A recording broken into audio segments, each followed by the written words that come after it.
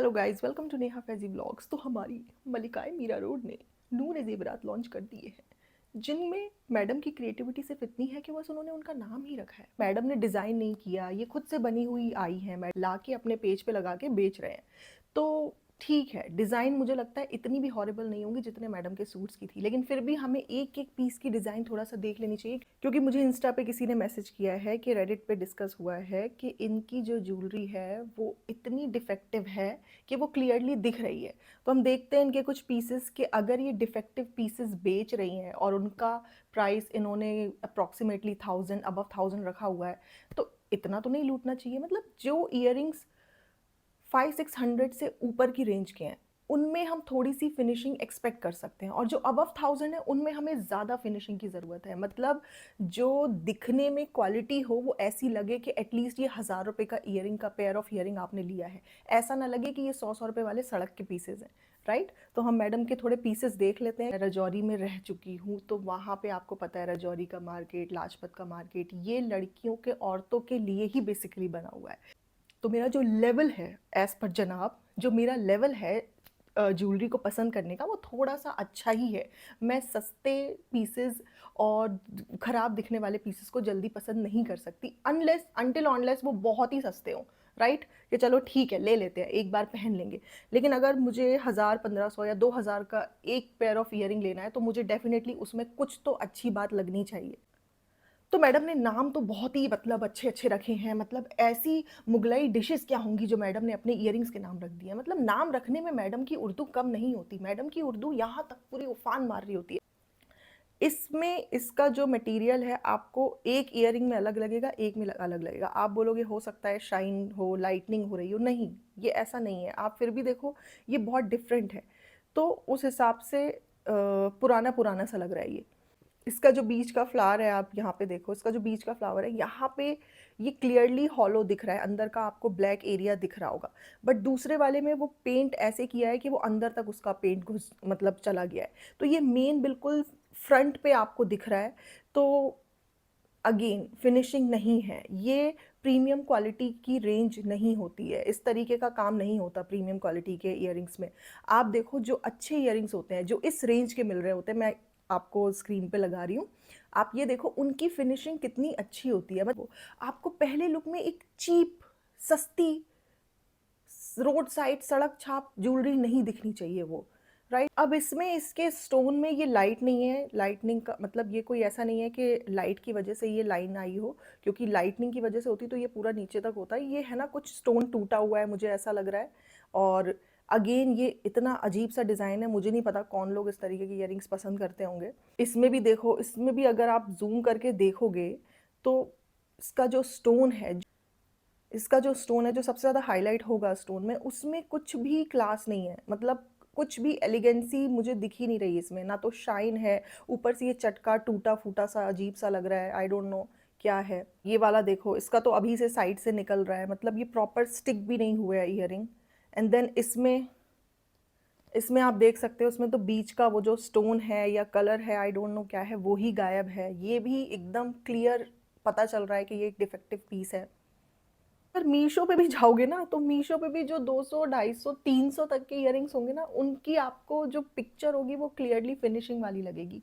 और मुझे कुछ pieces, I don't know why, but इतने पुराने लग रहे हैं, ऐसा लग रहा है ये बहुत ओल्ड है। मतलब ज़रा सी भी शाइन नहीं है, एक्सट्रीमली डल।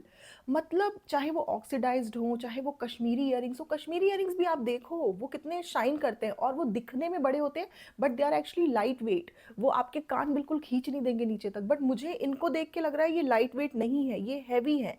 जिस हिसाब से इनका मटेरियल और इनका लुक आ रहा है, ये हैवी इयरिंग्स है। अच्छा, मैडम इज सेइंग कि उनका कलेक्शन आउट ऑफ स्टॉक हो गया, आउट ऑफ स्टॉक 90%। तो भाई जब दो दो तीन तीन पीसेज ही लाओगे तो देखो, एक इंसान अपना जो एक्सपीरियंस है उससे कुछ ना कुछ तो सीखता ही है। तो मैडम के जो पुराने सूट हैं वो पड़े हुए हैं, उनमें बदबू आने लगी है, उनमें स्टेन्स लग गए हैं, तो इतना सारा सामान वो कहाँ रखेगी। राइट, तो उसने पहले से ही डिसाइड किया होगा कि मैं कुछ लिमिटेड पीसेज ही लूँगी। तो कुछ लोग उल्लू बन भी गए होंगे, तो उसमें कोई बड़ी बात नहीं है। उनकी जो वेबसाइट है उसमें रिटर्न नहीं है, एंड एक्सचेंज में भी बहुत लोचे हैं। जिन लोगों ने सूट्स लिए थे उनको भी बहुत परेशानी हुई। देन ये लोग एक्स्ट्रा मतलब चार्ज करते हैं, टैक्स वैक्स लगा के पता नहीं क्या। तो जो प्राइस है उससे ज़्यादा ही बैठ जाता होगा मेरे ख्याल से, एंड में फाइनल कार्ट में डालने के बाद जब पे करना होता होगा। सीओडी अवेलेबल नहीं है, ये भी सबसे बड़ा मतलब ड्रॉबैक है। जिनकी वेबसाइट्स होती है वो मोस्टली सीओडी देते हैं। देखो ये जो ज्वेलरी मैडम ने लॉन्च करी है, अगर इसका जो प्राइस इसने रखा है इससे 1/3 प्राइस पे या हाफ पे भी होता तो भी कॉल आउट करने वाली बात नहीं होती, क्योंकि ऐसा लगता कि चलो नहीं ठग रही है। बट इतना प्राइस इन डिफेक्टिव पीसेस का, जिनमें ना तो शाइन है ना तो ये एलिगेंट लग रहे हैं, सबसे बड़ी बात ये नए नहीं लग रहे, ये सारे के सारे पुराने से लग रहे हैं, तो इनके लिए इतना पैसा कोई इंसान क्यों पे करे। एक दो इंस्टा पेजेस है जिनको मैं फॉलो करती हूँ जो इससे हाफ प्राइस पे, राइट, 800 850 की रेंज पे इससे मिलते जुलते इयररिंग्स बेचते हैं।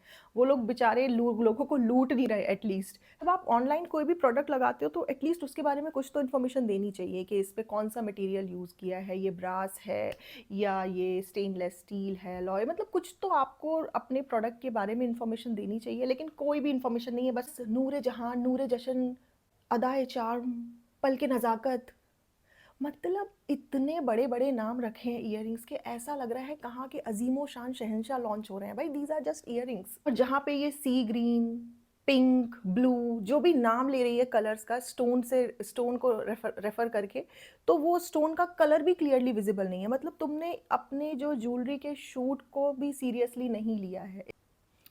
Again I am talking about as per price, जो वो पैसे चार्ज कर रही है अपनी ज्वेलरी के उसके अकॉर्डिंग। हाँ, अगर ये 150 200 250 का पीस होता तो कोई बात नहीं है।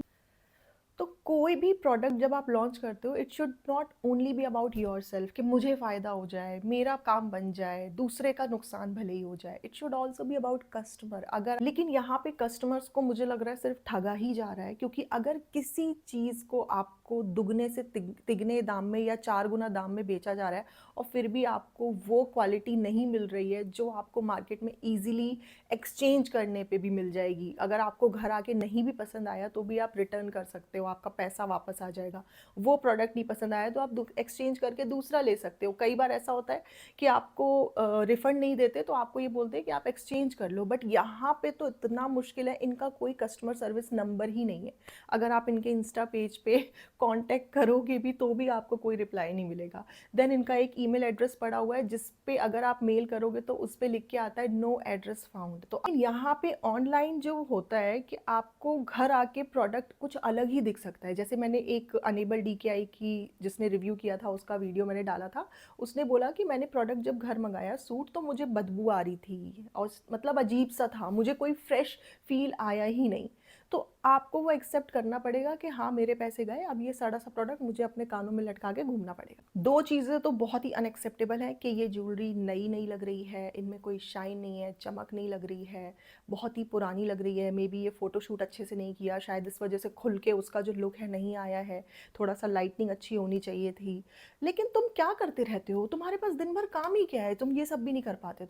तो मेरा तो ओपिनियन गाइस बस यही है कि अगर मैं 500 से ज़्यादा अगर एक पेयर ऑफ ईयरिंग के लिए पे कर रही हूँ तो मुझे उसमें एटलीस्ट चमक चाहिए, मुझे चाहिए कि वो नया दिखे, एटलीस्ट उसमें कोई ऐसा डिफेक्ट ना हो कि वो सामने से एक बार में देखने में पता चल जाए। ये बेसिक रिक्वायरमेंट है, क्योंकि आप 500 से ज़्यादा पे कर रहे हो और 1000 से ज़्यादा पे कर रहे हो तो आपको और भी ज़्यादा अच्छी क्वालिटी एक्सपेक्ट करनी चाहिए सेलर से जो कि आपको दे रहा है। लेकिन अगर आप लोग मेरी ओपिनियन से एग्री करते हो कि 1000 रुपये से ज़्यादा या 1000 के आसपास चार्ज करने पे आप डिफेक्टिव पीसेज नहीं दे सकते, तो आप कमेंट करके बताइए। और आपको कैसा लगा मैडम का ये ज्वेलरी कलेक्शन? मुझे तो बिल्कुल भी इंप्रेसिव नहीं लगा। कश्मीरी ज्वेलरी मैंने देखी है, बहुत ब्यूटीफुल होती है, बहुत एलिगेंट होती है, बट उसके साथ साथ वो लाइट वेट होती है, राइट, इसीलिए लोग पसंद करते हैं इतना यहाँ तक लटकन।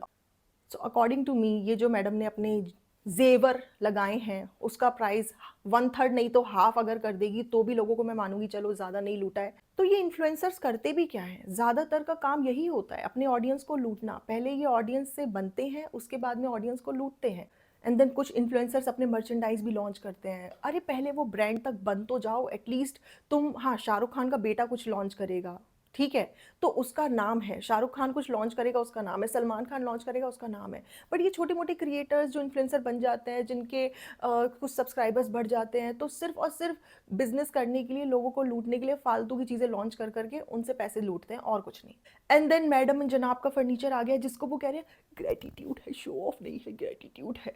तो इस ग्रेटिट्यूड को, शो ऑफ को अच्छे से इवेल्युएट हम करेंगे, इसको अच्छे से एक्सपोज करेंगे कि इनके अंदर कितना शो ऑफ है और कितना ग्रेटिट्यूड है। क्योंकि कुछ लोग ऐसे होते हैं जिनको शो ऑफ करके ही ग्रेटिट्यूड की फीलिंग आती है, तो they are one of them. But वो हम करेंगे नेक्स्ट वीडियो में, क्योंकि आज बहुत ज़्यादा टाइम नहीं है। आज मुझे बस मैडम के ज्वेलरी कलेक्शन के बारे में आप लोग को बताना था, मेरा रिव्यू देना था, मुझे क्या फील हुआ। अगर आप लोग एग्री करते हैं या नहीं भी करते हैं तो मुझे कमेंट सेक्शन में बताइए, और मिलेंगे संडे को धमाकेदार मिमिक्री वीडियो के साथ। तब तक अपना ख्याल रखिए, देखते रहिए, बाय बाय, टेक केयर।